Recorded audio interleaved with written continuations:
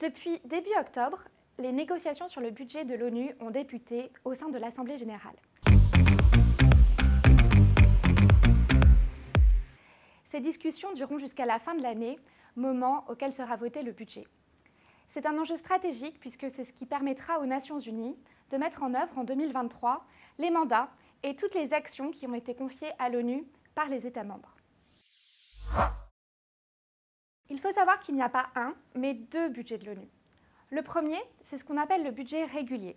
Il représente environ 3,3 milliards de dollars pour une année.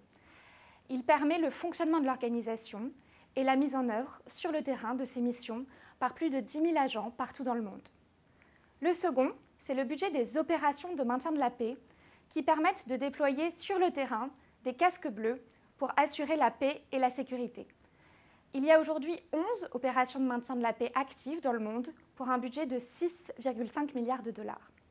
Enfin, les contributions volontaires jouent un rôle central en permettant à tout État ou organisation d'apporter son soutien à des projets en particulier. Le budget de l'ONU est réparti entre les 193 États membres selon un barème qui est négocié tous les 3 ans. La contribution de chaque pays va refléter son poids dans l'économie mondiale.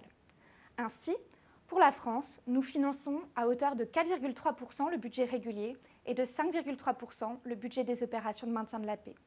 Au total, c'est une contribution globale française de 454 millions de dollars. Cette année, la France fait à nouveau partie des États membres qui ont payé à temps et en totalité leur contribution financière aux deux budgets de l'ONU, le budget régulier comme le budget des OMP.